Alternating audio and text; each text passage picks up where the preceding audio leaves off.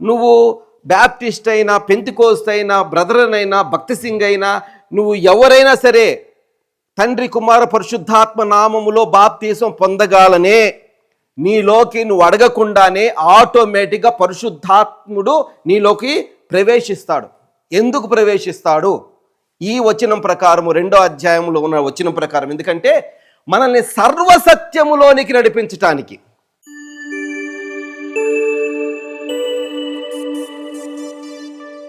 దేవుని ఘననామమునకు మహిమ కలుగును కాక. ప్రార్థన చేసుకొని వాక్య భాగంలోనికి వెళ్దాం. ప్రార్థన. ప్రేమ నమ్మకము కలిగిన మా ప్రియ పరలోకపు తండ్రి, మీ నామమునకు వందనాలు నాయన. మీరు ఇచ్చినటువంటి సమయాన్ని బట్టి, దినాన్ని బట్టి మీకు వందనాలు. ఈ దినము చూడలేక అనేక మంది గతించిపోయి ఉండగా మమ్మల్ని సజీవుల లెక్కలో ఏర్పాటు చేసి మీ సన్నిధిలోకి నడిపించినందుకు వందనాలు తండ్రి. చేరిన బిడ్డలందరినీ మీరు జ్ఞాపకం చేసుకునండి. ప్రతి కుటుంబాన్ని మీరు జ్ఞాపకం చేసుకునండి. నీ వాక్కులతో మీరు మాతో మాట్లాడుచుండగా మేము వినగల చెవులు, గ్రహింపగలిగిన మనసు కలిగిన వారమై యోగ్యమైన మంచి హృదయముతో వాటిని స్వీకరించి 30దంతులుగాను, 60దంతులుగాను, 100ంతులుగాను మేము ఫలింపులోనికి నడిపింపబడినట్లుగా మీ పరిశుద్ధాత్మ శక్తి చేత మమ్మల్ని నింపమని వేడుకుంటున్నాం. ఎదురాడు ప్రతి శక్తిని నజరుడైన యేసు నామములో లయపరుస్తూ ఈ ప్రాంతం ప్రదేశంలో నా తండ్రి యేసు అను మీ నామమును మాత్రం మీరు పైకెత్తుకుని అనేకులను మీ వద్దకు ఆకర్షించుకునమని, ఈ యొక్క నా తండ్రి ఆరాధన మొత్తం మీ చేతికి అప్పగించుకుంటూ మా ప్రభును నీ ప్రియకుమారుడునైనా యేసయ్య దివ్యనామంలో ప్రార్థించి సమర్పిస్తున్నాం తండ్రి. ఆమేన్. స్త్రీలందరికీ కూడా, తల్లులు ఎవరైతే ఉన్నారో అందరికి కూడా హ్యాపీ మదర్స్ డే. ఎవరు సంతోషంతో లేదు, ఎందుకని? మంచిది. పోయిన వారము మనము వాక్యము చెప్పుకుంటూ సగంలో ఆపుకున్నాం కదండి. ఎవరికైనా గుర్తుందా మనం ఏం చెప్పుకున్నామో? అది అడగకూడదు ఏ ప్రీచర్, ఎందుకంటే ప్రీచర్కి అవమానం అది. మరి మనము మనల్ని ఎలా చూసుకుంటాము, తర్వాత దేవుడు ఎలా చూస్తాడు, లోకము ఎలా చూస్తుంది మనల్ని అని మనము మాట్లాడుకున్నాము. దానిలో భాగంగా మరి మత్తయి సువార్త 25వ అధ్యాయంలో నుంచి తలాంతులు విషయం మనం మాట్లాడుకున్నాం. దేవుడు తలాంతు ఇచ్చే ముందు వాళ్ళలో ఏం చూశాడండి? సామర్థ్యము చూశాడు. సామర్థ్యం అంటే దాంట్లో మనము మళ్ళీ డివిజన్స్ చూసాం. ఏదంటే రెస్పాన్సిబిలిటీ ఉంది. ఒక సామర్థ్యంలో ఏముంది? రెస్పాన్సిబిలిటీ అంటే జాబ్ డిస్క్రిప్షన్ అన్నమాట. Faithfulness, accountability. అంతేకాకుండా ప్రభు మనకిచ్చినటువంటి తలాంతుని ఏ విధంగా ఉపయోగించాలనేటువంటి సామర్థ్యం కూడా మనం కలిగి ఉండాలి. అయితే ఈ సామర్థ్యం మనలో పెంచుకుంటూ మనం ముందుకు పోవటానికి మనకు అవసరమైంది ఏమిటయ్యా అంటే, మనం వాక్యంలో లేఖన భాగాలు పరిశీలించాం. ఏంటంటే దేవుని యొక్క పరిశుద్ధాత్మ శక్తి అనేది మనకు అవసరమైంది. నాకు చాలా సంతోషం వేసింది, ఎందుకంటే వాక్యం అయిపోయిన తర్వాత కొంతమంది వచ్చి వాళ్ళకున్న డౌట్లు అడిగారు. ఎందుకంటే ఎప్పుడైతే డౌట్స్ వస్తాయో అంటే ఆ మిగతా రానోళ్ళకి వాక్యం వెళ్ళలేదని కదా అక్కడ అర్థం. అంటే వాళ్ళలో ఉన్నటువంటి ఆ అనుమానము నివృత్తి చేసుకోవటం మంచిది. అందుకే ప్రభువారు మత్తయి సువార్త 28వ అధ్యాయంలో, దాన్ని తీయొద్దులేండి మా చదువుతారు, ఏం చెప్పాడంటే, మీరు సమస్త జనులను నాకు శిష్యులుగా చేయండి, వాక్యం ప్రకటించండి, శిష్యులుగా వాళ్ళకి బాప్తీసం ఇవ్వండి, శిష్యులుగా చేయండి, నేను మీకు ఏవేవి బోధించి తినో అన్నాడు ఆయన. బోధ వేరు, ప్రసంగం వేరు. ప్రభువు ఎక్కువగా మనల్ని కోరుకుంది ఏంటంటే మనము ప్రసంగం చేయమని చెప్పలేదు. ప్రసంగము, ఇప్పుడు ఎంతోమంది గెస్ట్ స్పీకర్స్ వస్తుంటారు మీ దగ్గరికి, మరి లోకల్లో ఉన్న బ్రదర్స్ మీతోటి మాట్లాడుతూ ఉంటారు. దేని ఒకదానికి పొంతన ఉండదు. టీచింగ్ వేరు. టీచర్స్కి తెలుసు ఏ తర్వాత ఏం బోధిస్తారండి. ఏ టీచర్ కూడా ఏ చెప్పిన తర్వాత జడ్డు చెప్పరు కదా. సో ప్రభు వారు ఏం చెప్పంటే వాక్యము క్రమ పద్ధతిలో వారికి బోధింపబడాలి.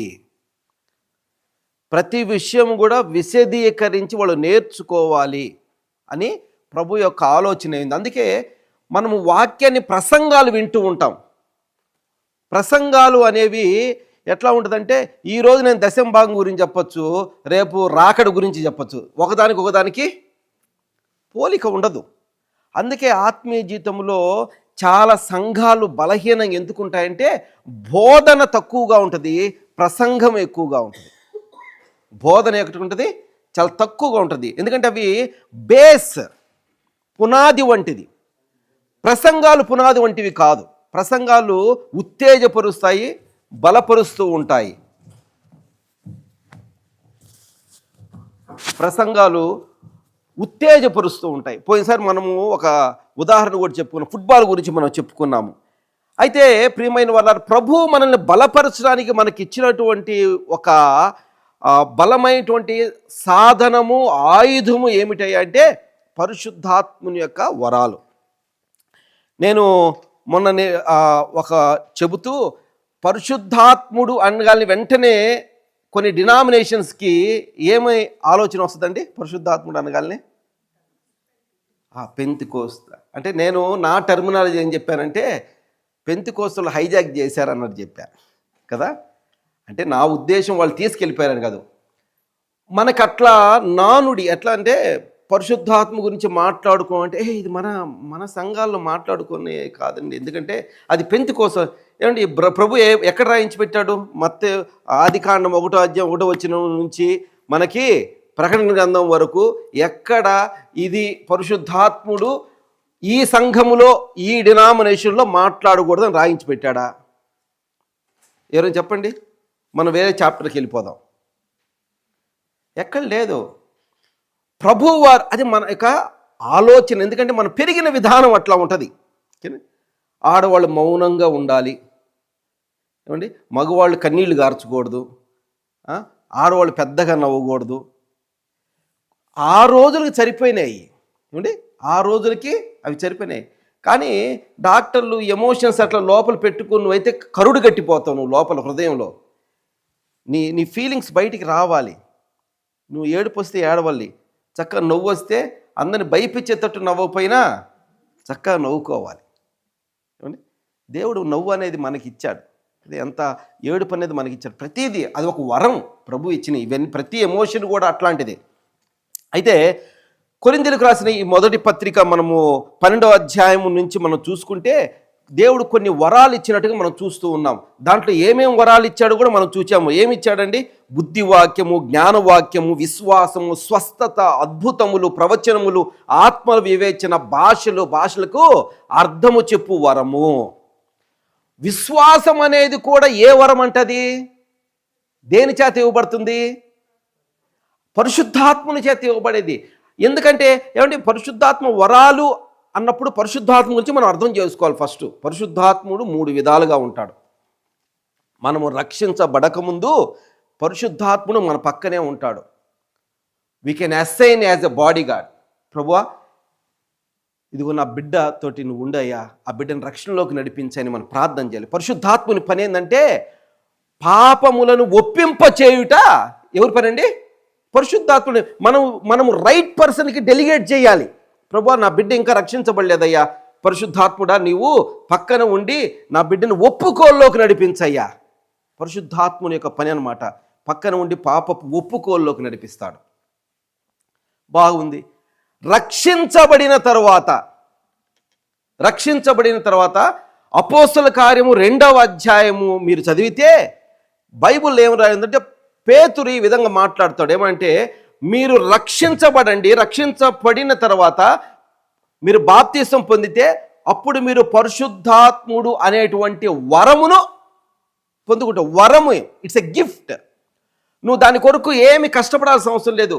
నువ్వు బ్యాప్టిస్ట్ అయినా, పెంతెకోస్తు అయినా, బ్రదరన్ అయినా, భక్తి సింగ్ అయినా, నువ్వు ఎవరైనా సరే తండ్రి కుమార పరిశుద్ధాత్మ నామములో బాప్తిసం పొందగాలనే నీలోకి నువ్వు అడగకుండానే ఆటోమేటిక్గా పరిశుద్ధాత్ముడు నీలోకి ప్రవేశిస్తాడు. ఎందుకు ప్రవేశిస్తాడు? ఈ వచనం ప్రకారము 2వ అధ్యాయంలో ఉన్న వచనం ప్రకారం, ఎందుకంటే మనల్ని సర్వసత్యములోనికి నడిపించటానికి. ప్రభు ఏమనంటే పరిశుద్ధాత్ముడు వచ్చినప్పుడు ఆయన క్రొత్తగా ఏమి బోధించడు, కానీ నేను చెప్పిన వాటిని మీకు జ్ఞాపకం చేస్తూ మిమ్మల్ని ఎక్కడ నడిపిస్తాడండి? సర్వసత్యములోనికి నడిపిస్తాడు. అంటే into the fullness of truth, అంటే సత్యం ఏమైనదో మనం తెలుసుకోవాలి. అప్పుడు ఆ సత్యము మనల్ని స్వతంత్రులుగా చేసిద్దంట. లేకపోతే బంధింపబడిన వారిగానే ఉంటాం, మనకు అర్థం కాదు వాక్యం. నేను ఎక్కడ కూడా మరి ఒక టెస్ట్ మనీ వినలేదు, కానీ ఒక్క స్త్రీ చెప్పిన టెస్ట్ మనీ చాలా అద్భుతంగా మరి నన్ను ప్రభావితం చేసింది. ఆమె, నేను మీకు అది కూడా మొన్న చెప్పాను, ఏంటంటే ఉమ్ము వేసి బురద చేసి కంటి మీద పెట్టింది కదా. ఆ చాప్టర్ వచ్చినప్పుడు నాకు అర్థం కాదు, నువ్వు ఎందుకు ఉమ్ము వేసి దాన్ని పట్టుకున్నావు. అక్కడ ఒక అర్థం కాక ఆగిపోయి ప్రార్థన చేసుకుంటానే ఉందంట. 3 రోజులు ఉపవాస ప్రార్థన చేసిందండి. ఆమె తమిళనాడులోని కారైకల్ అనే ప్రాంతంలో ఓఎన్జీసీ ఉంది. ONGC oil and natural gas company, దాని ఎండి భార్య ఆమె, నార్త్ ఇండియన్. 3 రోజులు ఉపవాసం చేసింది. ఒక మాట అర్థం కాలేదని. ఎంతమంది ఇక్కడ కూర్చున్న వాళ్ళం నాతో పాటు మనము ఒక వాక్యం అర్థం కాకపోతే మనము ఉపవాసం తీసుకొని ప్రార్థన చేశాము, ప్రభువా నాకు ఈ వాక్యం అర్థం కాలేదు నాయన, ఇలా చెబుతున్నారు, నేను పలానా చోట ఈ వాక్యం విన్నాను, ఇదిగో యూట్యూబ్లో ఈ వాక్యం విన్నానయ్యా, ఇది ఎంతవరకు సరైనది, ఇది నిజమా, నన్ను నడిపించు ప్రభు అని ఎంతమంది మనం ప్రార్థన చేసిన వాళ్ళుగా ఉంటున్నాము మనం అర్థం చేసుకోవాలి. ఆమె 3 దినాల తర్వాత 3వ రోజున ఆమెకి హిందీ భాష, ఆమె నార్త్ ఇండియన్, అభిషేక్ అని ఒక పదం వినిపించింది. అంటే నేను అభిషేకించానయ్యా దాన్ని. ఎందుకు ముట్టాడు ఆయన చేతులతోటి అంటే ఆ ఉమ్ముని ఆయన ముట్టుట అది అభిషేకంతో సమానము, అభిషేకించాడు. ఎందుకు చెబుతున్నా అంటే మనము వాక్యాన్ని బాగా లోతుగా అర్థం చేసుకోవాలంటే మనకి పరిశుద్ధాత్ముని యొక్క సహాయం అనేది అవసరం. ఏ డినామినేషన్ అని కావండి, మీరు బాప్తీసం తీసుకోగలిగిన అందరిలో పరిశుద్ధాత్ముడు ఉన్నాడు, అందరిలో కూడా పరిశుద్ధాత్ముడు ఉన్నాడు. పరిశుద్ధాత్ముని చేసే కార్యాలు, యేసుక్రీస్తు చేసే కార్యాలు, తండ్రి చేసిన కార్యాలు సమానంగానే ఉంటాయి. ఎందుకంటే వాళ్ళు త్రియేక దేవుడు. అందుకే యెషయా గ్రంథం 11వ అధ్యాయంలో మనం చూస్తాము, 2వ వచనములో జ్ఞాన వివేక ఆలోచనలు ఇచ్చేటువంటి ఆత్మ పరిశుద్ధాత్మ అని వ్రాయబడింది. యేసుక్రీస్తు ఆత్మే పరిశుద్ధాత్మ అని మనకు వ్రాయబడింది.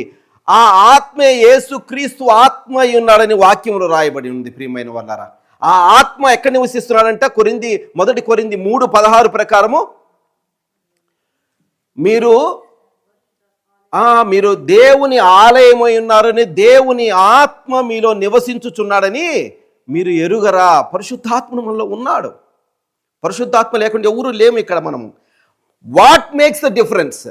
ఇది రెండవ భాగము. 3వ భాగం వేరండి. 3వ భాగం వేరు. అది అప్ టు యువర్ పర్సనల్, నీ పర్సనల్. ప్రభువా నాలో పరిశుద్ధాత్ముడు ఉన్నాడు, అందరిలో ఉన్నాడు పరిశుద్ధాత్మ. ఇక్కడ పరిశుద్ధాత్మ లేనివాడు, బాప్తీసం తీసుకున్న వాళ్ళ సంగతి నేను చెప్పలేదు. బాప్తీసం లేకుండా ఉన్న వాళ్ళు పరిశుద్ధాత్ముడు ఉండడు. ఎందుకంటే వాళ్ళు జన్మింపబడలేదు, ఇంకా మరలా జన్మించాల్సిందే.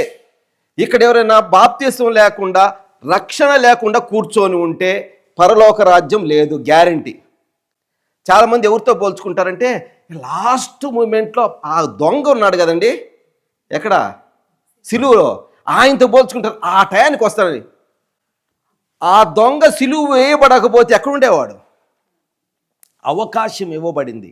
నీకు అవకాశం లేకపోతే, నాకు తెలిసిన ఒక ఆయన ఉన్నాడు, ఆయన ఆఖరి మూమెంట్లో ఆయన గొంతు పనిచేయలేదు, బ్రెయిన్ డెడ్ అయిపోయింది. వాక్యం చెప్పు, కనీసం ఆయన మరి పాప క్షమాపణ అడగటానికి కూడా అవకాశం లేకుండా పోయింది ఆయనకి కదా. అట్లాంటి పరిస్థితి వచ్చి మనం చనిపోతే, పాప క్షమాపణ లేకుండా మనం ఖచ్చితంగా నరకానికి పోతాం. క్రైస్తవులు పుట్టినంత మాత్రాన పరలోక రాజ్యం గ్యారంటీ కూడా లేదు. ఆ దినమున అనేకులు నన్ను చూచి ప్రభువా ప్రభువా నీ నామం పేరట ఏం చేశారండి? అద్భుతాలు చేయలేదా అంటే వీళ్ళందరూ ఎవరు? మనం చూస్తున్న మిరకల్ పాస్టర్స్ వీళ్ళందరూ కూడా అంతే కదా. అంటే బైబిల్ చెబుతుంది, అంటే అందరూ కాదులేండి, దాంట్లో కొంతమంది ఉన్నారని అర్థం. మీ నామం పెట్టి మేము స్వస్థతలు చేయలేదా? స్వస్థత కూటాలు, సువార్త స్వస్థత కూటాలు కదండి. ఇంకా చెప్పండి ఆ వాక్యంలో, స్వస్థతలు చేయలేదా? దయ్యములు వెళ్ళగొట్టలేదా? కొంతమంది ఇళ్ళకి వెళ్తారు, వెళ్ళి మీ ఇంట్లో దేవుడు నాకు దయ్యం చూపిస్తున్నాడయ్యా. నిజమే, నీకు చూపిస్తే నువ్వు ప్రార్థన అవతలతో ఎందుకు చెప్పాలి? మనం నువ్వు ఎంత ప్రభావం గలవాడు అంటే నువ్వు వెళ్ళగానే దయ్యం అక్కడి నుంచి వెళ్ళిపోవాలి. నీతో పాటు అక్కడ ఎందుకుంది దయ్యం? నేను ఎవరిని విమర్శించటం లేదు. అంటే మనం ఎంత బలమైన వారిగా ఉండాలి, వాక్యం ఎంత స్పష్టంగా మనకి మాట్లాడుతుందో తెలియజేస్తూ ఉన్నాను. ఇంకేమంటాడు ఏమండి, వీళ్ళందరూ కూడా ఏమన్నారు, ఇవన్నీ చేసాం కదయ్యా మేము నీతో పాటు పరలోక రాజ్యం రావాలంటే ప్రభు ఏమన్నాడండి, మీరెవరో నాకు తెలియదు. ఏమండి, దేవుడు అబద్ధం ఆడతాడా? యేసయ్య అబద్ధం ఆడతాడా? మరి అట్లాంటప్పుడు సేవ చేయటం అనవసరమే కదా, క్రైస్తవులుగా జీవించడం అనవసరమే కదా. 73, 74 కీర్తనలో అదే మాట అంటాడు ఆయన. ఎవరు? ఆసాపు గారు ఏమంటారు, నేను ఆత్మీయంగా జీవితం వ్యర్థమయ్యా, నేను ఆత్మీయంగా జీవించడం వ్యర్థము. నేను లోకం వైపు చూస్తే ఏమండి, అన్యాయం చేసేవాళ్ళు, లంచాలు తీసుకునేవాళ్ళు, మోసం చేసేవాళ్ళు, దుర్మార్గంగా జీవించేవాళ్ళు బ్రహ్మాండంగా బతుకుతున్నారు. నేనెందుకు ఇట్లా అల్లాడిపోతున్నాను? నేను ఆత్మీయంగా నా చేతులు కట్టుకొని నేను జీవించడం వ్యర్థమే కదా అని అంటూ, దీని విషయమై నేను విచారించదలుచుకొని నీ సన్నిధిలో కూర్చుండగా నాకు విషయం తెలిసి వచ్చా, నీవు నిశ్చయముగా వారిని కాలు జారు చోటనే ఉంచి ఉన్నావు. వాళ్ళందరూ కూడా అలా వర్ధిల్లుతున్నప్పుడు కూడా వాళ్ళు కాలు జారు చోటనే ఉన్నారంట వాళ్ళందరూ కూడా. అందుకంటాడయ్యా, నేను నిన్ను ధ్యానించుకుంటూ నీ సన్నిధిలో ఉంటాను, నేను ఇచ్చినటువంటి నువ్వు నాకు ఇచ్చిన స్థితిలో కంటెంట్ స్థితిలో నేను ఉంటానయ్యా, ఇదే స్థితిలో కొనసాగుతాను, ఎక్కువ నేను కోరుకోనని అద్భుతకరమైనటువంటి కీర్తన భక్తుడు రాశాడు. మనం వాటిని జ్ఞాపకం చేసుకుంటూ ప్రియమైన వాళ్ళారా, పరిశుద్ధాత్మ శక్తిని కలిగి ఉండాలి. మూడవది ఏంటంటే, ప్రభు అనింది నువ్వు ఎలాగైనా జీవించు, నీ ఇష్టం. అపోస్తుల కార్యములు 1వ అధ్యాయము 8వ వచనములు ఏముందంటే, అయినను పరిశుద్ధాత్ముడు, మనకి ట్రాన్స్లేషన్లో థర్డ్ జెండర్గా వాడారు. యాక్చువల్లీ పరిశుద్ధాత్మ అంటే స్త్రీలింగంగా పలకరించబడింది, న్యూట్రలైజ్డ్, బట్ ఇట్స్ నాట్. ఆయన బైబిల్ అంతా ఏం చెప్పిందంటే పరిశుద్ధాత్ముడు మీ మీదకు వచ్చినప్పుడు ఏం చేయాలంట, ఏమంటుంది, మీరు శక్తి పొందుతారు. అప్పుడు ఏం చేస్తారు మీరు? యెరూషలేములోను, ఏందండి ఎదురు వాక్యం ఉండగా చదవకుండా ఏంది, గట్టి చదవండి. యెరూషలేములోను, యూదయలోను, సమరయలోను, భూదిగంతముల వరకును నాకు సాక్షులై ఉందురు. ఎక్కడ కూడా మీరు పాస్టర్లై ఉంటారు, రెవరెండ్లై ఉంటారు, బిషప్పులై ఉంటారు, లేకపోతే ఇంకా పెద్ద పెద్ద పోస్ట్లో ఉంటారు, మీరు అద్భుతాలు చేసేవారిగా ఉంటారు ఏంటండి అని ఎక్కడ చెప్పబడలా. అవన్నీ కూడా పనులు, పోస్టులు అంతే. మనము మెయిన్ బేసిక్ లైఫ్ స్టైల్ పరిశుద్ధాత్మ శక్తి పొందినప్పుడు వచ్చేది ఏమిటంటే, we will be witnessing about Jesus Christ to our neighbors. మన లైఫ్ స్టైల్ ద్వారా, మన జీవన విధానము ద్వారా, మన నోటి మాట ద్వారా, మన యొక్క కుటుంబము ద్వారా యేసుని ఇతరులకు తెలియచేసేవారిగా ఉంటాం మనము. దానికి అవసరమైంది ఏమిటంటే పరిశుద్ధాత్మ శక్తి. ఖచ్చితంగా పరిశుద్ధాత్మ శక్తి కావాల్సిందే. పరిశుద్ధాత్ముడు లోపల ఉన్న యూ నీడ్ ఎక్స్టర్నల్ స్ట్రెంగ్త్. పరిశుద్ధాత్ముడు కావాలి. ప్రభు ఇక్కడ అంటారు, చాలామంది ఎందుకు నా రీసెర్చ్లో, తర్వాత థియాలజికల్ రీసెర్చ్లో చాలామంది ఎందుకు పరిశుద్ధాత్మ శక్తి వద్దు అంటారంటే, అయ్యా పరిశుద్ధాత్మ అభిషేకం వచ్చినప్పుడు భాషలో మాట్లాడతారయ్యా. ఏం భాషలో మాట్లాడితే ఎవరిది అంటారు? ఎవరిది అనరు. ఎవరిది అంటారండి? భాషలు 2 రకాలు. ఒకటి హెవెన్లీ లాంగ్వేజెస్, 2 ఎర్త్లీ లాంగ్వేజెస్. నేను ఎప్పుడు చిన్నప్పటి నుంచి ఇంగ్లీష్ మీడియం చదవాల. నా స్టాండర్డ్ చాలా తక్కువ స్టాండర్డ్, అంటే పబ్లిక్ స్కూల్లో చదువుకుంది కదా, అంటే గవర్నమెంట్ స్కూల్లో చదువుకుంది, ఇంగ్లీష్ మీడియం, తెలుగు మీడియమే. గోకి వెంట్ అనే ఒక పదం ఉంటుంది కూడా నాకు తెలీదు. నిజం చెబుతున్నా, అది నా స్టాండర్డ్. అయితే ఎప్పుడైతే నేను పరిశుద్ధాత్మతో నింపబడ్డానో ప్రభువు నాకు భాషల వరం ఇచ్చాడు. నేను అభిషేకించబడిన తర్వాత 5 వాల్యూమ్స్ పిల్లల creation to Christ the firm foundation అనేటువంటి 5 వాల్యూమ్స్ మొత్తం కూడా నేను తెలుగులోకి ట్రాన్స్లిటరేషన్ చేశాను. దేవుడు నన్ను తర్జుమాకి అక్కడక్కడ వాడుకున్నాడు. మామూలు ఇంగ్లీష్లోంచి తెలుగులోకి వాడుకోవటం నార్మల్, కానీ తెలుగులో నుంచి ఇంగ్లీష్లోకి తర్జుమాకు వాడుకున్నాడు. నేను ఆలోచించినప్పుడు ఏంటి, నేను ఎప్పుడు ఇంగ్లీష్ మీడియం చదవలేదే అని నేను మొదలుపెట్టి ఆలోచించినప్పుడు ప్రభు బయలుపరిచిందంటే మనము నూతన భాషలు మాట్లాడతాం. ఏ భాషలు మాట్లాడతామండి? ఎర్త్లీ లాంగ్వేజెస్, హెవెన్లీ లాంగ్వేజెస్ కూడా మాట్లాడుతుంది. నీకు ఇష్టమైతే మాట్లాడు, అది లేదని చెప్పడానికి లేదు. అయితే ఎక్కడ పొరపాటు జరుగుతుందంటే పౌలు గారు చాలా స్పష్టంగా సంఘానికి తెలియజేశాడయ్యా, భాషల వరం నువ్వు పొందుకుంటావు, పొందుకున్నప్పుడు నువ్వు మాట్లాడాలనుకుంటే ఒకడే మాట్లాడుకో, స్టేజ్ మీద నిలబడి మాట్లాడద్దు. అదేంటండి, మనం భాషలు పరిశుద్ధాత్మ నింపబట్టం అంటే వెంటనే మైకు పట్టుకోగానే ప్యాడ్ కొట్టేత్తను స్పీడ్గా పెట్టాలి. ఆయన పిచ్ పైకి ఎత్తుకుంటూ వెళ్తే ఆ నోట్లో నాకు భాషలు వచ్చేసేస్తాయి. మామూలుగా ఉన్నప్పుడు భాష ఎందుకు రాదు? బాగా గమనించండి, అంటే ఎక్స్ప్లెయిన్ చేస్తున్నాను. భాషలు మ్యూజిక్ని బట్టి హై నోట్తో పాడితే వచ్చేది కాదు భాష. భాష అంటే ప్రతిరోజు ప్రతిసారి ఆ ఒక్క నిమిషం 3 సెకండ్లు మాట్లాడతారు, అది కాదు భాష అంటే. భాష అంటే నేను మాట్లాడే తెలుగు భాష లాగానే హెవెన్లీ లాంగ్వేజెస్ ఉంటాయి. అవి నువ్వు ప్రార్థన చేసుకుంటున్నట్లుగా నువ్వు మాట్లాడుకుంటా తిరగచ్చు, నువ్వు డ్రైవ్ చేస్తా మాట్లాడుకోవచ్చు. అర్థము చెప్పేవాళ్ళు ఉంటేనే ఒకళ్ళు లేదా ఇద్దరు భాషలో మాట్లాడాలని కొరింథీయులకు రాసిన మొదటి పత్రిక 14వ అధ్యాయము స్పష్టంగా మాట్లాడుతుంది. చాలా సంఘాలు మనం పాటించం వాటిని. ఎందుకంటే అయ్యా నాలో పరిశుద్ధాత్ముడు ఉన్నాడు అంటే నేను ఖచ్చితంగా బయటికి భాష మాట్లాడాల్సిందే. అందరం వర్షిప్ చేస్తూ ఉన్నాం ఒక ట్రైనింగ్ ప్రోగ్రాంలో. నేను ఒక మూల నిల్చొని ప్రభువుని వర్షిప్ చేస్తా, చిన్నగానే భాషలో మాట్లాడుకుంటూ ఉన్నాను. నా దగ్గరికి ఒక 2-3 వచ్చారు. ఈ బ్రదర్ అసలు భాషలో మాట్లాడలేదు పెద్దగా బయటికి అని చెప్పి నా మీద చేతులు పెట్టి ప్రార్థన చేస్తా ఉన్నా, ప్రభు అయితే భాషల వరం ఇయ్యయ్యా, ఈ భాషలు. వాళ్ళకేం తెలుసు ఆల్రెడీ నేను మాట్లాడుకుంటా ఉన్నా అని. చాలామంది అపోహలో ఉంటారు, నేను నవ్వుకుంటా ఉన్నా మనసులో. ఎందుకని? నేను వాళ్ళని తృణీకరించట్లే, వాళ్ళని తప్పు పట్టట్లేదు. అంటే మనుషుల్లో ఉన్నటువంటి ఒక ఆలోచన ఏంటంటే వాక్యాన్ని అర్థం చేసుకోకుండా భాషల వరము అనగానే వెంటనే ఏం చేయాలండి? బయటికి మాట్లాడాలి, లేకపోతే పైకి ఎగిరి కింద పడిపోవాలి. It's not. వాక్యమే మనకు ఆధారం. మీరు ఎక్కడేం చూడండి వాక్యము.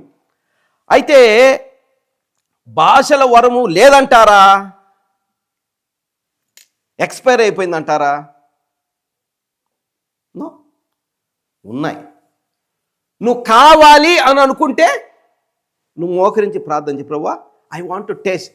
తప్పే ఉంటుంది. మనం ఎన్నో ఇప్పుడు చాలామంది, మరి దాంట్లో చెప్పొచ్చు లేదు నాకైతే తెలియదు, కానీ చాలామంది ఇండియాలో ఉన్నప్పుడు పోర్క్ తినరు. అమెరికా వస్తే కాస్కోలో పెప్పరోని పిజ్జా ఏమండి $1.2కి చక్కగా పెద్ద స్లైస్ వస్తుంది, హ్యాపీగా తింటారు. మనం తినలేదే అక్కడ, ఇక్కడ తిన్నాము. అక్కడ బర్గర్స్ తినలేదే, ఇక్కడ తిన్నాము. ఏమండి, అక్కడ వేసుకునేటువంటివి, మాట్లాడనటువంటివి, లేకపోతే వాడనటువంటి వస్తువులు ఇక్కడ వాడుతూ ఉన్నాం కదండి. We want to change in our life, we want upgrade our lives. మరి ఆత్మీయ జీవితం ఎందుకు అప్గ్రేడ్ కాకూడదు? ఆలోచన చేయండి. ఒక్కదానివే ప్రార్థన చేసి, ఒక్కడివే మోకరించి ప్రార్థన చేసుకొని ప్రభుని అడిగారు, ప్రభువా ఇదిగో ఈ వాక్యం ఇలా ఉందయ్యా, ఇది సరైనదా కాదా? ఈ వాక్యము సరి అయినది కాకపోతే నన్ను దానిలోంచి తప్పించు ప్రభువా అని ప్రార్థన చేయాలి. సరి అయినదే అయితే, వాక్యానుసారమైంది, లేఖనాల ప్రకారం ఉన్నదైతే ప్రభువా నన్ను నడిపించు నాయన అని మనం ఎందుకు అడగకూడదు? అట్లా కదండి, మాకు ముందు ఉన్న వాళ్ళు ఎవరు కూడా దాన్ని పాటించలేదు కాబట్టి మేము పాటించము. ఏమండి, అద్భుతాలు చేసేవాళ్ళు, స్వస్థతలు పరిచేవాళ్ళు చాలామంది మనకంటే ముందున్నటువంటి, మనము సో కాల్డ్ సో స్పిరిచువల్ అనుకున్న వాళ్ళు కూడా యేసు ప్రభు ఏమన్నాడంటే వాళ్ళని చూసి, వాళ్ళు ఎవరు నాకు కూడా లిస్టు తెలియదు, ప్రభుకే తెలుసు, అక్రమము చేయవార్లరా. ప్రభు అబద్ధం ఆట కదా. అప్పుడు ప్రభువు బయలుపరిచింది ఏమిటంటే, తోటలో పని చేస్తూ ఉన్నప్పుడు, ఏమండి, తోటలో అందరం కూడా తోటలో పని చేసేవాళ్ళమే, తోట పనిని మానేసి వెళ్ళిపోయిన వాళ్ళు ఉంటారు. కానీ ఏం చెప్పుకుంటారు వాళ్ళు, మేము తోట పని వాళ్ళు ప్రభు వాళ్ళ యొక్క పేరు తీసేశాడు, తోట నుంచి పని నుంచి తీసేశాడు. కానీ వాళ్ళు మాత్రం తోటలో పనివారిగానే చలామణి అవుతుంటారు బయట. ఉదాహరణకి సౌలు మహారాజులాగా. సౌలు 40 సంవత్సరాలు రాజ్య పరిపాలన చేశాడు. మొదటి 10 సంవత్సరాలు మాత్రమే చాలా బలమైనటువంటి రాజుగా ఉన్నాడు ఆత్మీయ జీవితంలో. 10 సంవత్సరాల తర్వాత అతడు ఏం చేశాడంటే, తప్పేమి చేయలే. ఏదైతే దేవుడు చెప్పాడో ఆ మాట వినలేదు. సమస్తమును కూడా అమాలేకీలందరినీ కూడా సర్వనాశనం చేయమంటే ఏం తీసుకొచ్చాడండి, బాగా కొవ్వినటువంటి వాటిని. ఎవరి కోసం? బాగా గమనించండి. చూడగానే ఆ కొవ్వినటువంటి కోడె దూడను చూడగానే దీన్ని దేవునికి బలి ఇయ్యాలయ్యా అని అనిపించిందా? ఏంది, ఎవరు మాట్లాడట్లేదు? కరెక్ట్గా చెప్పారు సార్ మీరు. అప్పుడప్పుడు మనకు కూడా గొర్రె పిల్లలను చూడగానే, మంచి బాగా కోడి పెట్టని చూడగానే దీన్ని క్రిస్మస్కి వేసేయాల్సింది, బాగుంది ఇది అనుకుంటాం కదా. దాని తొడను చూడగానే దీన్ని బార్బిక్యూ చేస్తే అట్లా ఉంటుంది. వాళ్ళకు కూడా ఎన్ని సీన్లు కనిపించాయి. ఏమండి, దాన్ని వేసేయండి రా, మొత్తం తోలేరు. ఎక్కడికి? దేవునికి బలిస్తారు. బలిచ్చిన తర్వాత ఏం చేస్తారు? సుష్టిగా తింటారు. ఆలోచన చూడండి, మనుషుల ఆలోచన ఎట్లా ఉంటుంది. దేవునికే, దేవుని పనే, కానీ స్వార్థము మనది ఉంటుంది వెనకాల. మనం దాని ప్రకారం చేయటానికి ఇష్టపడుతూ ఉంటాము. సరే, మళ్ళీ వెనక్కొద్దాం. సౌలు గారు చేసింది చిన్న పొరపాటే, కానీ ప్రభువు చిన్నది పెద్దది ఏమి లేదు. అననీయ సప్పేరా, ఏమంటే ఒక చిన్న అబద్ధం. వాళ్ళ డబ్బులు వాళ్ళ ఇష్టం అండి. కానుక ఎందుకు ఇవ్వాలి? ఇవ్వాల్సిన అవసరం లేదు. ఓ 1000 రూపాయలు ఇద్దాం అనుకున్నారు కానుక, వద్దులే, ఈ పాస్టర్ గారికి అంత పెద్ద పాస్టర్ కాదు కదా, ఆయనకు ఒక 500 ఇద్దాంలే అని జోలో పెట్టుకున్నారు. 500 వాళ్ళ డబ్బులు వాళ్ళ ఇష్టం. కానీ ఏమన్నాడండి, ఇంతకీ అమ్మారా అంటే, నీ హృదయంలో నీకు దేవునికి డెడికేట్ చేసినప్పుడు. చాలామంది కూడా బిడ్డలు లేనప్పుడు, ప్రభువా నాకు బిడ్డనిస్తే నా బిడ్డని నీ సేవకు సమర్పిస్తానని మనం ప్రామిస్ చేసుకుంటాం. నీ కొరకు నేను నిలబెడతాను అని అంటారు. కానీ వాళ్ళు పెద్దోళ్ళేకుంది, నా కొడుకుని మంచి ఉద్యోగస్తుని చేయాలనుకుంటారు. వాళ్ళ కనీసం బిడ్డలు చదువుకోవాలి, ఖచ్చితంగా చదువుకోవాల్సిందేనండి. బిడ్డలు ప్రతి ఒక్కరు చదువుకోవాల్సింది. నిషానీలు ఉండటానికి లేదు, తమ్ ఇంప్రెసర్స్ ఉండటానికి లేదు. క్రైస్తవ లోకం అందరూ బాగా చదువుకోవాల్సిందే, జ్ఞానవంతులు అవ్వాల్సిందే, దేవుని సేవ చేయాల్సిందే, దేవుని బిడ్డలందరూ కూడా. కానీ చివరికి ఏమంటారు, సేవ అతనికి ఇష్టమైతే చేస్తాండి, మనం బలవంతం చేయకూడదండి. నో, పిల్లల్లో చిన్నతనము నుంచి మనము సేవక లక్షణాలు నూరిపోస్తూ ఉండాలి వాళ్ళల్లో. నిన్ను సేవని సమర్పించాం మేము, కాబట్టి నువ్వు ఏదైనా చదువు, నువ్వు సేవకుడికి మాత్రమే. చిన్నతనం నుంచి వాళ్ళకి మనం ఒక గురి వాళ్ళ ముందు పెట్టాలి. సౌలు దగ్గరికి వద్దాం మళ్ళీ వెనక్కి. సౌలు 10 సంవత్సరాల తర్వాత చేసిన చిన్న తప్పు వల్ల ప్రభు ఏమనంటే, నేను నిన్ను రాజ్యం మీద నుంచి తీసివేసి నా చిత్తానుసారమైన వాడిని నేను కనుగొన్నాను. ఎవరైనా అప్పుడు వయసు ఎంత అండి? ఎవరైనా చదువుతారా? Very good. 12, ఇంకా 16, 17, ఇంకా 18, వెరీ గుడ్. అప్పుడు దావీదు ఇంకా పుట్టలేదు. ఎందుకంటే దావీదు రాజ్యం మీదకి వచ్చినప్పుడు అతని వయసు ఎంతండి? దీంట్లో ఉంది, చదవండి, 30 సంవత్సరాలు. సౌలు మొత్తము రాజ్య పరిపాలన చేసింది 40 సంవత్సరాలు. మొదటి 10 సంవత్సరాలు మాత్రమే అతడు రాజ్యం మీద ఉన్నాడు. మిగతా 30 సంవత్సరాలు దేవుని దృష్టిలో రాజు ఎవరు? దావీదే. తల్లి గర్భములో పిండముగా ఉన్నడానికి అభిషేకింపబడిన వాడు దావీదు మహారాజు. అప్పటి నుంచి అతను రాజుగా చూస్తూ ఉన్నాడు. ఏమండి? కానీ ఇతడు రాజ్య పరిపాలన మీదకి వచ్చేంత వరకు కూడా డమ్మీగా ఎవరున్నారు పైన? సౌలే కనిపిస్తాడు. ఇప్పుడు ప్రజల దృష్టిలో బాగా గమనించండి, ప్రజల దృష్టిలో రాజు ఎవరు? సౌలే. అట్లాగే చాలా మంది దేవుని సేవలో ఉన్నారు అనుకొని వాక్యం కూడా చెబుతుంటారు, కానీ ప్రభు దృష్టిలో వాళ్ళు సేవకులు కాదు. అది మనం గమనించాలి. అందుకే మీరు ఎవరు వాక్యం చెప్పినా సరే మొట్టమొదటిగా నా నుంచి అది సరి అయినదో కాదో వాక్యాన్ని మీరు ధ్యానము చేయకపోతే సులభముగా మీరు విశ్వాస జీవితంలోంచి పడిపోతారు. కాబట్టి వాక్యాన్ని బాగా చదవండి. సరే, మళ్ళీ అనుకుందాం. పరిశుద్ధాత్ముడు ఎప్పుడైతే మనకు అవసరమై ఉంటాడో ఎక్స్ట్రా ఎనర్జీ కోసం, మామూలు కాదండి, ఎక్స్ట్రా స్ట్రెంగ్త్ కోసం. ఎందుకంటే పరిశుద్ధాత్మ కలిగిన వారై ఉన్నప్పటికీ కూడా ఎవరు? శిష్యులు. వాళ్ళు పడిపోయారు. కానీ ఎప్పుడైతే ఒక పరిశుద్ధాత్మ శక్తి చేత నింపబడ్డారో వాళ్ళు బలముగా నిలబడ్డారండి. ఏమండి? పరిశుద్ధాత్మతో నింపబడి ఆత్మల వరములు కలిగిన వాళ్ళు పడిపోరా? ఖచ్చితంగా పడతారు. అయితే మనం చేయాల్సింది ఏంటంటే ఎప్పుడు కూడా మనము ప్రభువుతోటి దగ్గరగా ఉండేటువంటి అనుభవాన్ని మనము కలిగి ఉండాలి. చూడండి ప్రియమైన వాళ్ళరా, మనం గతంలో చెప్పుకున్నట్టుగా ఈ ఒక్క తలాంతు తీసుకున్నటువంటి ఒక వ్యక్తి ఆ ఇవ్వబడిన తలాంతుని తీసి ఏం చేశాడంట? తవ్వి పాతి పెట్టాడు. పై వచనాల్లో మనం చూస్తే వాక్యములు ఏముందంటే మనకి ఇవ్వబడినటువంటి వాటిని మనము అభివృద్ధి చేసుకునే వారిగా ఉండాలి. ఇవ్వబడినటువంటి ఒకళ్ళు నీకు ప్రార్థన చేసేటువంటి వరం ఉందనుకోండి, నువ్వు ఆ వరాన్ని అభివృద్ధి చేసుకోవాలి. విశ్వాసం ఉందనుకోండి, విశ్వాసాన్ని అభివృద్ధి చేసుకోవాలి. ఒకవేళ నీకు భాషలు మాట్లాడే వరం ఉందనుకోండి, దాన్ని కూడా నువ్వు అభివృద్ధి చేసుకోవాలి. ఏమని? ప్రభువా, నేను భాషలు మాట్లాడే వరమే కాకుండా భాషలకు అర్థము చెప్పు వరము కూడా కావాలయ్యా అని. అన్నిటికంటే మేలైనది ప్రవచన వరము. ప్రవచనం అంటే నిజంగా I don't afraid to say this one. నేటి దినాల్లో అబద్ధ ప్రవక్తలు అనేవాళ్ళు చాలామంది ఉన్నారు. సో నిజమైన ప్రవక్తలు మనకు కావాలి. అబద్ధ ప్రవక్తలు ఎటు చెబుతావు? ప్రవక్త ధనము కొరకు ప్రవచనం చెప్పడు. బిలాము ధనము తీసుకొని ప్రవచనం చెప్పాలని చూశాడు కదండి. ప్రభు చెప్పు.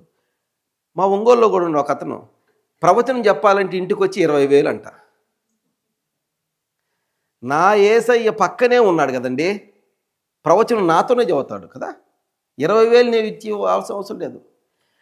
ధనముతో ముడిపడి ఉన్న ఏ సేవ అయినా సరే అది ప్రభువు నుంచి వచ్చేది కాదు.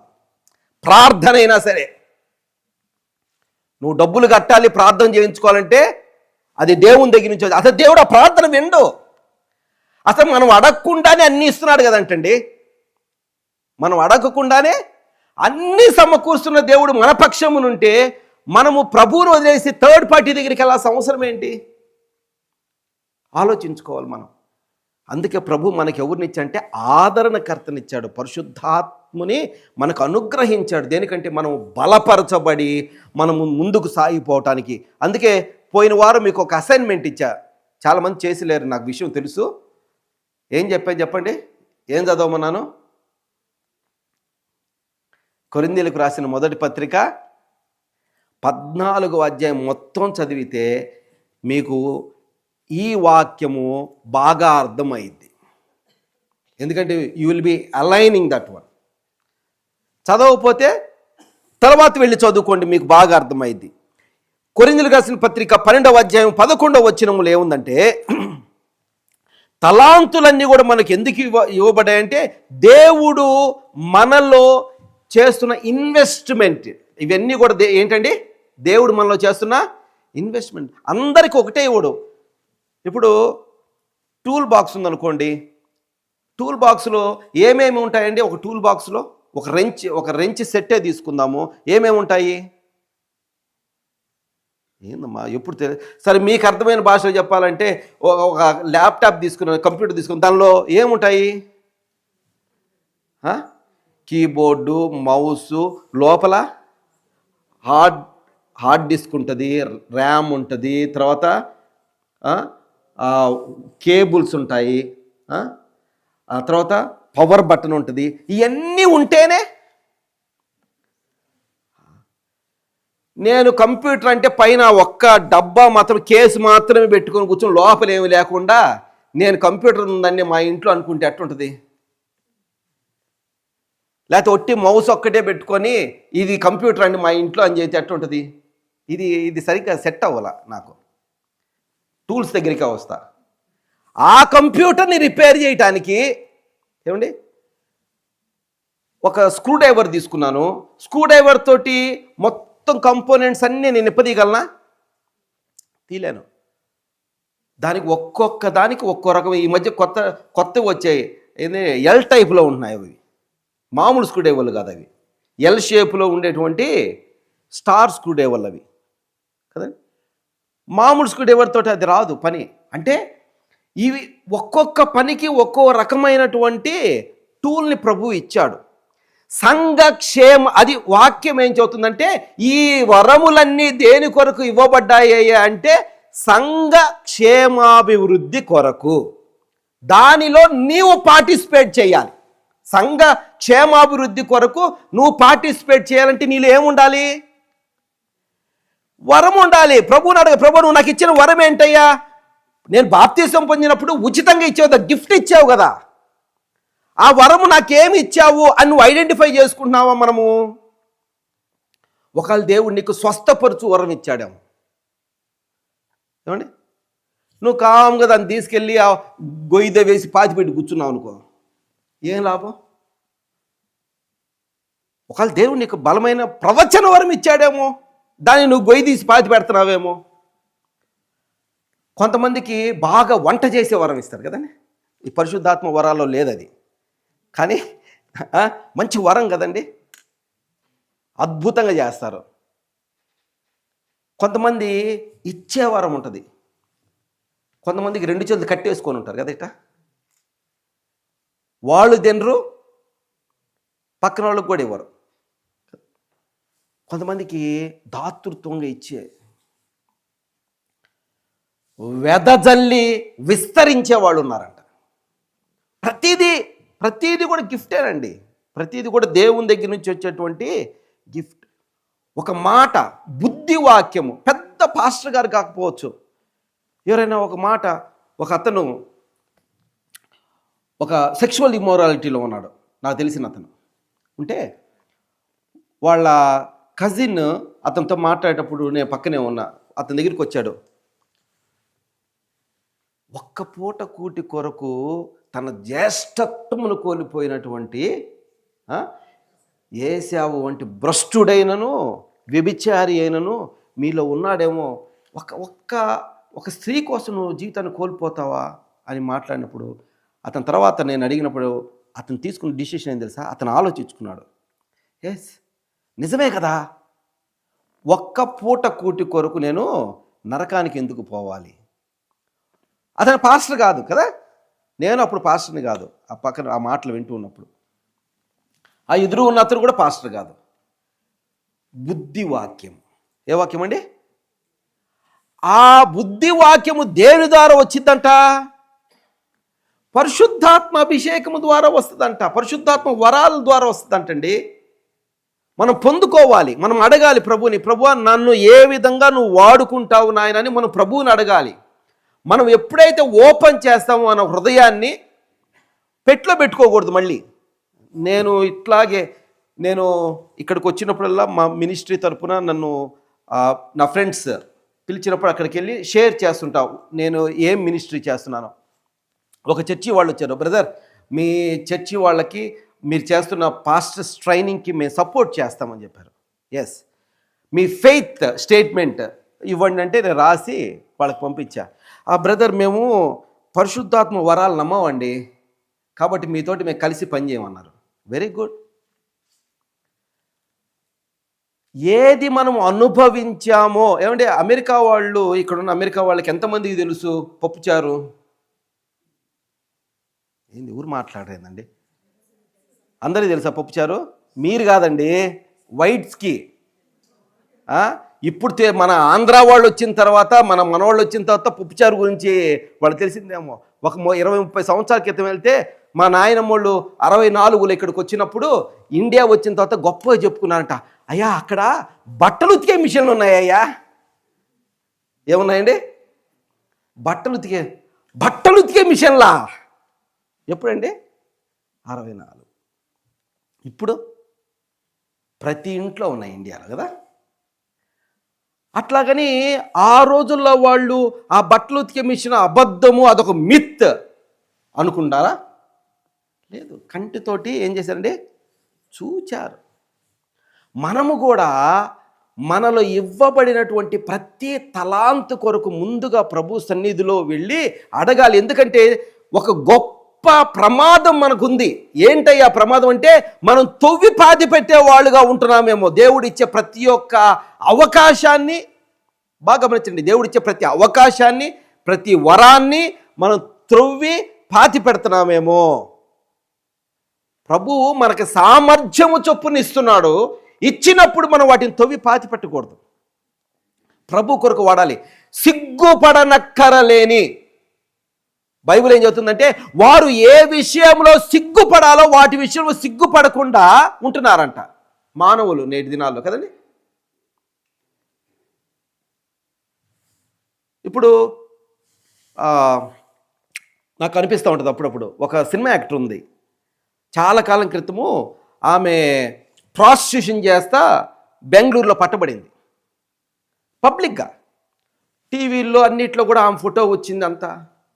మామూలుగా అయితే ఇంకొకళ్ళు అయితే ఏమైతే మళ్ళాంటి వాళ్ళు అయితే ఏం చేస్తారండి, బయటికి కూడా రాలేం కదా సిగ్గుతోటి. ఎందుకంటే సీక్రెట్గా ఎన్నేమేం చేస్తాం మనం, కానీ తెలిసిపోతే మాత్రం చాలా కష్టం.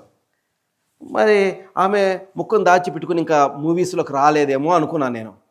కానీ బ్రహ్మాండంగా సినిమాలు చేస్తుంది, సీరియల్ చేస్తుంది, పెద్ద స్టార్ సీరియల్ హీరోయిన్ అయిపోయింది ఆమె ఇప్పుడు. నాకు అనిపించింది, ఆమెని షూట్ చేసినప్పుడు డైరెక్టరు ఆమెతో మాట్లాడేటప్పుడు తలంపు రాదా, అరే పలానప్పుడు పట్టబడింది కదా.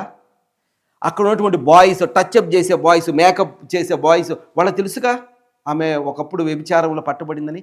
అయినా ఆమె ఎక్కడ కూడా తన యొక్క క్యారెక్టర్ విషయంలో నేను చేసింది తప్పు అని అనుకోవటం లేదు. మనము వాక్యము విషయంలో ఎందుకు తప్పు అని అనుకోవాలి? వాక్యాన్ని వాక్యముగా మనం ప్రకటించటానికి, వాక్యాన్ని వాక్యంగా మనము వినటానికి, వాక్యాన్ని వాక్యంగా మనం అనుసరించడానికి మనము సిగ్గుపడనక్కర్లేదండి. అందుకే పౌలు గారు అంటారు, నేను సువార్తను గురించి సిగ్గుపడువాడను కాను, ఏలైనా నమ్ము ప్రతి వానికి, మొదట యూదునికి గ్రీసు దేశస్తుని కూడా రక్షణ కలుగు చేయటకు అది దేవుని శక్తియే ఉన్నదని ప్రభు మాట్లాడుతూ ఉన్నాడు పౌలు గారి ద్వారా. సువార్త విషయం మనం సిగ్గుపడాల్సిన అవసరం లేదండి. బైబిలు తెచ్చుకోకుండా చర్చికి రావద్దు. అవును, నువ్వు బైబిల్ తెచ్చుకోకుండా వస్తున్నావంటే నువ్వు సిగ్గుపడుతున్నావు బైబిల్ తెచ్చుకుంటానికి. ఇది బేసిక్ అండి. ప్రతి క్రైస్తవుడు బైబిల్ కలిగి ఉండటం అనేది బేసిక్. మరి మన ఆత్మీయ జీవితంలో మనము ముందుకు పోవాలి అంటే దీన్ని బాగా చదువుతూ ఉండాలి. మళ్ళీ వెనకొద్దాం, ఆ ఒక తలాంతు దగ్గర నిలబడ్డాం మనం. ఆ తలాంతు, ఏ తలాంతు దేవుడు మనకి ఇచ్చాడు. కొన్నిసార్లు మనము ఏ ఎఫర్ట్స్ పెట్టట్లేదు, ఎందుకు ఎదగటం లేదు. మా చెల్లి అంటుంది, అయ్యా నీ పొట్ట బాగా పెరిగిపోతా ఉంది, నువ్వేం చేయాలి, ఇంటికి వెళ్ళిన తర్వాత బాగా ఎక్సర్సైజ్ చేయి, తినటం తగ్గించు. నేను కొన్నిసార్లు ఎఫర్ట్స్ పెడుతున్నాను, కొన్నిసార్లు ఎఫర్ట్స్ పెట్టడం లేదు. ఎఫర్ట్స్ పెట్టినప్పుడు తగ్గాను, 4 కేజీలు 5 కేజీలు తగ్గిపోయా. కానీ ఇంట్లో వాళ్ళు తిట్టడం స్టార్ట్ చేసిన తర్వాత మళ్ళీ పెరగడం స్టార్ట్ చేశా. అంటే నా గురించి ఏం చెప్పానంటే ఎఫర్ట్ ప్రతి ఒక్కరం కూడా మనము పెట్టగలము. నేను చేతగాని వాడిని, నాకు ఏమీ చేత కాదు అనుకున్న వ్యక్తి అది ఏం చేశాడంటండి, మూటగట్టి రుమాల్లో జాగ్రత్తగా పాతి పెట్టాడు. మనం కూడా మన ఆత్మీయ జీవితాన్ని అట్ట పాతి పెట్టేవారిగా ఉంటాం. నీతోటి నాతోటి అలా చేసే వాళ్ళతోటి అపవాదికి ఏ ఇబ్బంది లేదు, అసలు మన జోలికే రాడు వాడు. ఎందుకంటే మనం దేని పనికిరాని వాళ్ళం అనుకుంటాడు వాడు. వాడికి ఎవరు థ్రెట్? ఎవరైతే వాడి రాజ్యమును కూల్చే వారి వలె ఆత్మీయ జీవితం జీవించాలనుకుంటారో, మోకాటి ప్రార్థనతో బలపడాలనుకుంటారో వాళ్ళని చూస్తే వాడికి భయం. మనము ఎప్పుడైతే మోకాళ్ళు వంచుతామో అపవాది మోకాళ్ళు వణుకుతాయంట. మన ప్రార్థన ఏంటంటే, మన మోకాళ్ళ మీద చేసే ప్రార్థన అది ఎంత బలమైన దుర్గమైనప్పటికీ మన ఎదుట అది కూల్చగల శక్తి గల ప్రార్థన చేసేదిగా ఉంటుంది. ఎప్పుడు మన సామర్థ్యమును మనం గ్రహించాలి. ప్రభువుని అడుగు, ప్రభు నాకు ఇవ్వబడిన తలాంతు ఏమిటయ్యా? ప్రభువుని అడగాలి, నాలో ఇన్వెస్ట్ చేయ. మన సంఘ సిద్ధాంతాలు పట్టించుకోవద్దు. సంఘ సిద్ధాంతాలు పరలోక రాజ్యానికి తీసుకొని వెళ్ళవు. అందుకే నన్ను అడిగినప్పుడు నేను ఒకటే చెబుతాను, నాకు ఏ సంఘము లేదు. I just follow this Bible. If you think I'm a Baptist, I'm a Baptist. If you think I'm a brother and fellowship, I'm a brother and fellowship. కానీ నేను స్త్రీలను మాట్లాడటానికి అనుమతిస్తా. ఎందుకంటే వాక్యం చెబుతుంది, క్రీస్తు యేసునందు స్త్రీ అని లేదు. అసలు స్త్రీలని లెక్కలేని రోజులైనటువంటి పాత నిబంధనలోనే దెబోరా అనేటువంటి ప్రవక్తని ఉందండి. అన్నా అనేటువంటి ప్రవక్తని ఉంది. అవి సంఘ సిద్ధాంతాలు మనకు అనవసరం, పరలోక రాజ్యాన్ని తీసుకెళ్ళవు. నేను మెథడిస్ట్ని అయితే వాక్యానుసారంగా నేను మెథడిస్ట్ని. ఏది ఏమైనా తండ్రి కుమార పరిశుద్ధాత్మను బలముగా నమ్మేటువంటి ఆత్మీయ జీవితంలో మనం ఉండాలి. మనం ఎవరిని నేను ఫలానా ఒక్క యెహోవా దేవుడినే నమ్ముతాను, నో, నేను అటు నమ్మను. నేను ఒక్క యేసు క్రీస్తునే నమ్ముతాను, నో, అటు నేను నమ్మను. నేను ఒక్క పరిశుద్ధాత్మునే నమ్ముతాను, నో, నేను అటు నమ్మను. త్రియేక దేవుని నమ్ముతాను నేను. అందుకే మనము బలమైన వారిగా ఉండాలి. ప్రియమైన వాక్యాన్ని చదువుతూ ఉండాలి. వాక్యం మనకేం చేసేదంట, మీరు నా మాటలు వినేలా సత్యము మీరు గ్రహిస్తారు, ఆ సత్యము మిమ్ములను ఏందండి కంప్లీట్ చేయండి. సత్యం మిమ్ములను మిమ్మల్ని స్వతంత్రులుగా చేస్తుందంట. చూడండి, మనకి చాలా అయోమయంగా ఉంటుంది. ఎందుకంటే చాలామంది బ్రదర్స్ మాట్లాడుతుంటారు, పాస్టర్లు మాట్లాడుతుంటారు, ప్రాఫిట్స్ మాట్లాడుతుంటారు, అపోస్తులు మాట్లాడుతుంటారు, బిషప్స్ మాట్లాడుతుంటారు. ఎవరు మాట్లాడినప్పటికీ మరొకసారి చెబుతున్నాను, ప్రార్థన చేయండి. ప్రభువా, ఈ వాక్యము నీ వాక్యంతో అలైన్ ఉందా? నన్ను ఎట్లా ఎదగాలి? నాకు బయలుపరచు నాయన. ఏమండి, చాలా బలమైనటువంటి వాక్యము ప్రభు మనతో మాట్లాడుతూ ఉంటాడు. నేను ఒకసారి చాలా కాలం క్రితము ఆగ్రాలో వాక్యం చెప్పాను. వాక్యం చెప్పిన తర్వాత ఒక 2-3 నెలలకి నాకు కొంచెం అనారోగ్యం వచ్చింది.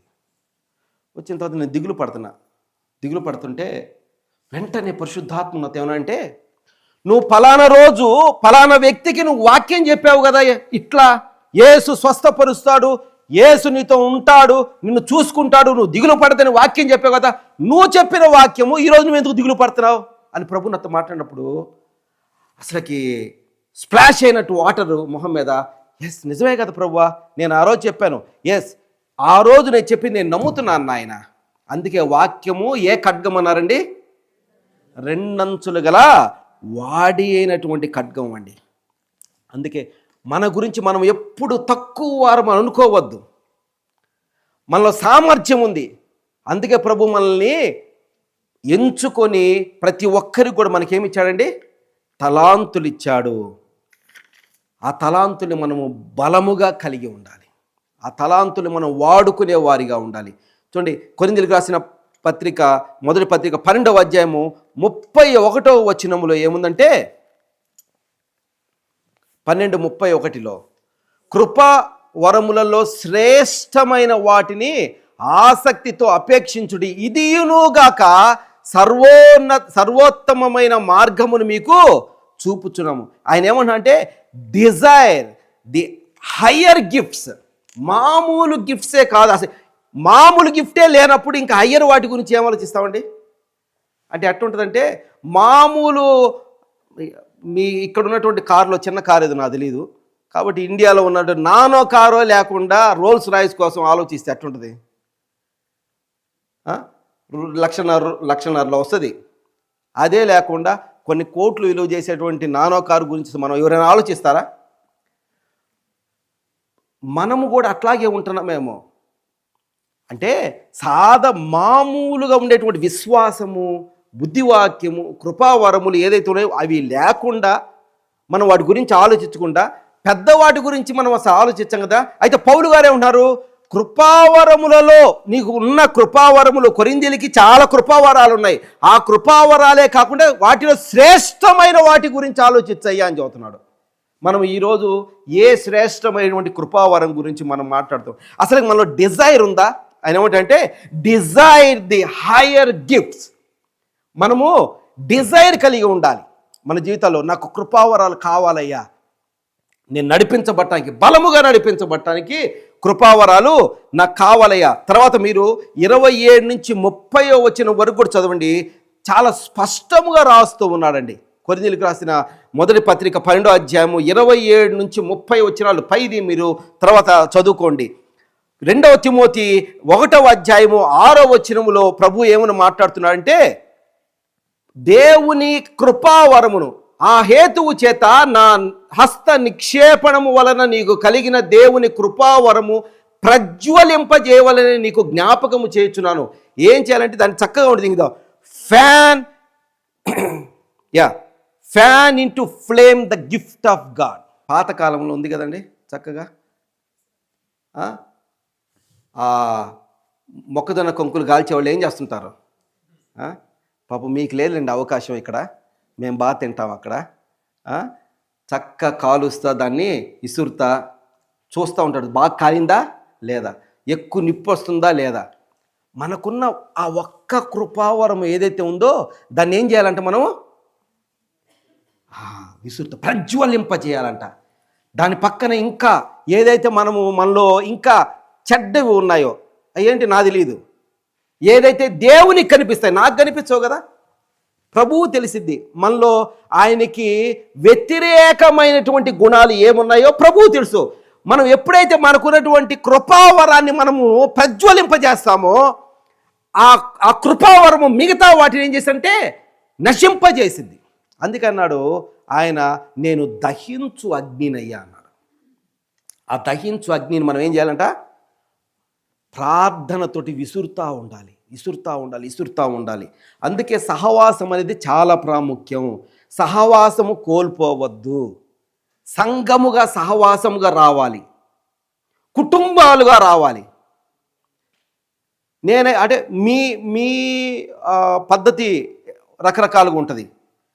అందరూ కూడా, పిల్లలు పెద్దలు అందరూ కూడా చక్కగా కుటుంబ ప్రార్థనలు చేసుకుంటా, ఉపవాస ప్రార్థన చేసుకుంటా ప్రభువుని అడుగుతూ, ప్రభువా నాకు ఏ కృపావరం నువ్వు ఇచ్చావయ్యా, ఆ కృపావరాన్ని సంఘములో నేను ఎట్లా వాడాలి? చాలామంది పాటలు బ్రహ్మాండంగా పాడతారు ఆడవాళ్ళు. మరి మీరు ఎందుకు వచ్చి పాడరో నాకు తెలియదు బాయ్. నో బ్రదర్, నీకు ఇవ్వబడిన కృపావరాన్ని ఏం చేయాలి? వాడాలి. పోనీ పైకి రావు, కింద కూర్చో, చక్కగా పెద్దగా పాడు, ఉజ్జీవంగా పాడాలి. ఎలా పాడాలి? ఉజ్జీవంగా.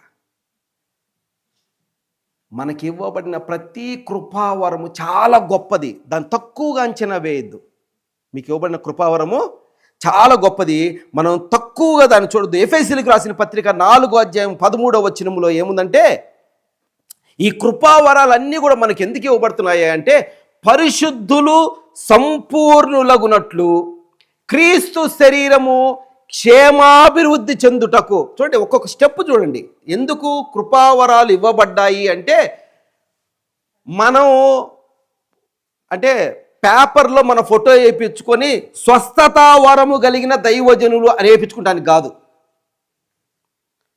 లేకపోతే అద్భుతములు చేయు వ్యక్తి అని వేయించుకుంటానికి కాదు.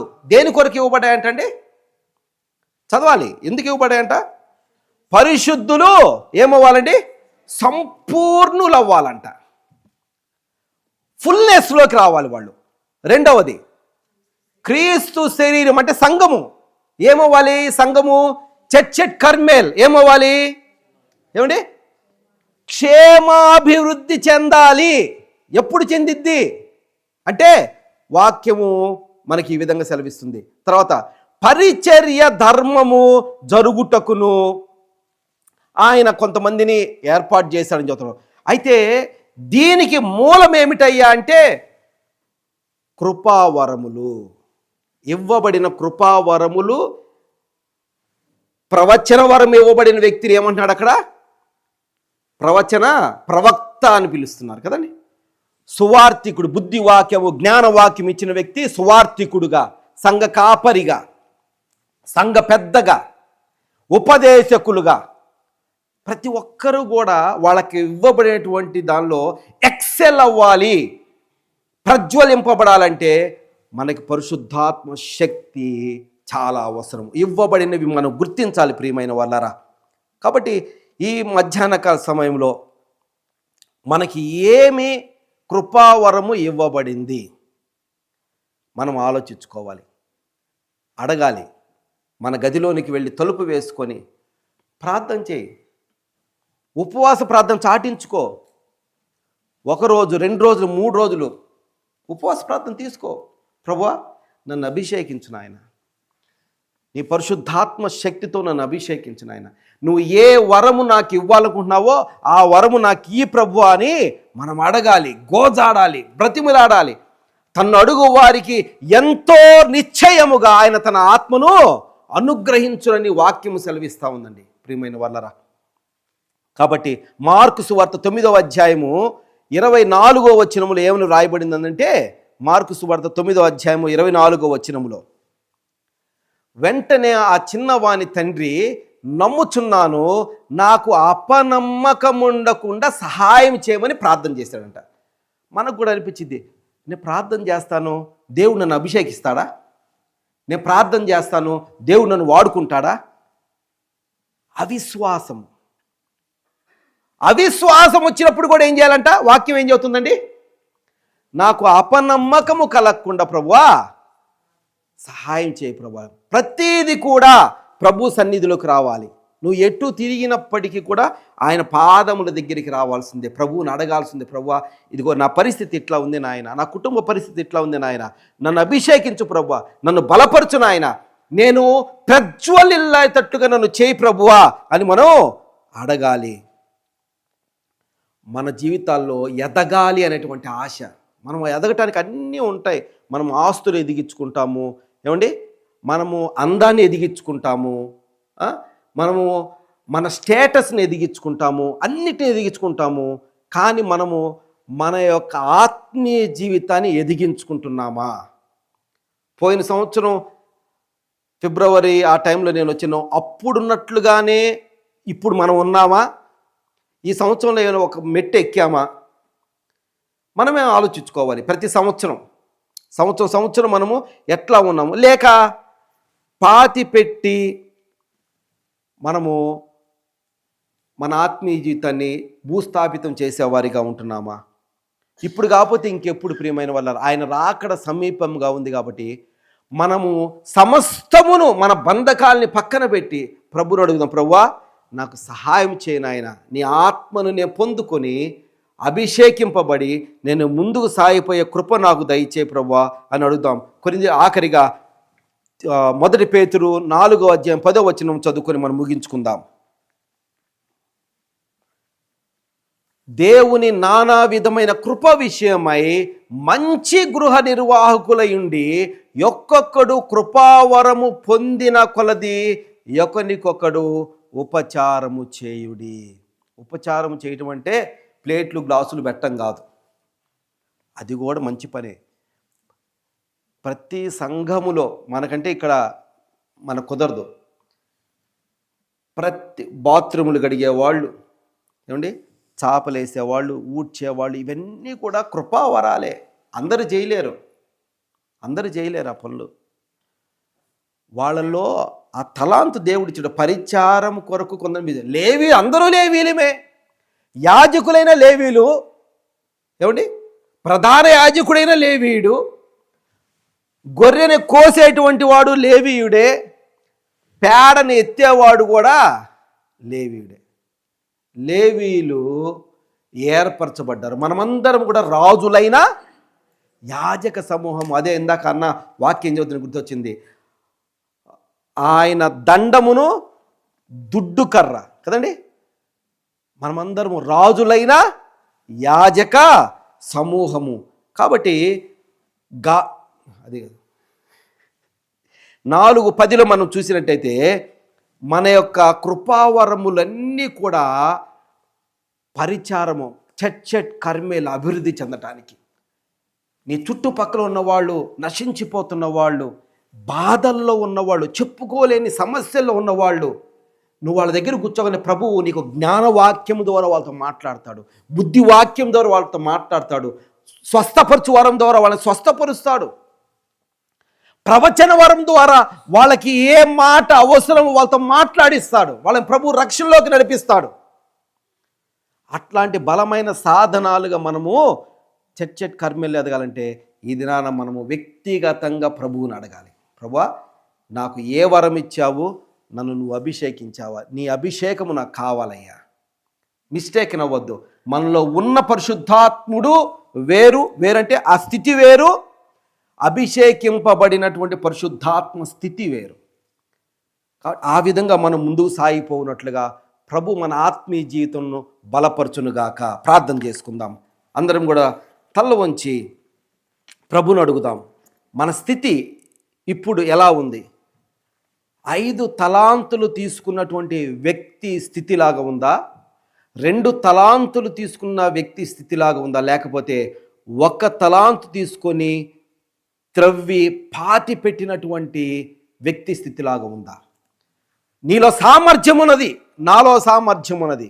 అయితే ప్రభు మన సామర్థ్యాన్ని చూచి మనకి ఏ వరము ఇచ్చాడో దాన్ని గ్రహించటానికి సమయంలో ప్రభు సన్నిధిలో ఉన్నటువంటి మనము ప్రభుని అర్థం, ప్రభువా, నీ అభిషేకము నాలో లేకపోయినట్లయితే నీ అభిషేకము నాకు కావాలయ్యా, నీ వరము నాకు కావాలి ప్రభువా. నేను సంఘ క్షేమాభివృద్ధి కొరకై నేను నిలబడటానికి, నా కుటుంబ క్షేమాభివృద్ధికై నేను నిలబడటానికి, నా వ్యక్తిగత జీవిత అభివృద్ధి కొరకై నేను నిలబడటానికి నీ కృప నా మీద ఉంచు ప్రభు అని ప్రార్థన చేసుకుందాం. ప్రేమ నమ్మకము కలిగిన మా ప్రియ పరలోకపు తండ్రి, మీ నామమును కొందనాలయ్యా. మీరు ఇచ్చిన సమయాన్ని బట్టి, దినాన్ని బట్టి వందనాలు. చేరినటువంటి నాయన ప్రియులందరిని బట్టి మీకు వందనాలు. ప్రతి ఒక్కరిని బలపరచమని వేడుకుంటున్నాం నాయన. ప్రతి ఒక్కరిని నాయన దీవించమని వేడుకుంటున్నాం నాయన. ప్రతి ఒక్కరి ఆత్మీయ స్థితిని ఎరిగిన దేవా బలపరిచిన తండ్రి అయా, చేయి పట్టుకొని ప్రభువా, నీవు ఏ విధముగా ప్రతి ఒక్క వ్యక్తిని వాడుకోదలుచుకుని ఉన్నావో ఆ విధంగా వాడబడి రాతుగా సహాయం దయచేయమని వేడుకుంటున్నాం. కృప కలిగిన దేవా, ఇదిగో నా తండ్రి, సంఘాన్ని జ్ఞాపకం చేసుకోనండి, సంఘ పెద్దల్ని జ్ఞాపకం చేసుకోనండి, ప్రతి విశ్వాసిని జ్ఞాపకం చేసుకోమని వేడుకుంటున్నాం. మీరు మాకు ఇచ్చినటువంటి ఈ సమయాన్ని బట్టి, దినాన్ని బట్టి, ఈ స్థలాన్ని బట్టి మీకు మహిమ చెల్లిస్తూ యేసు దివ్యనామంలో ప్రార్థించి సమర్పిస్తున్నాం మా తండ్రి. ఆమేన్.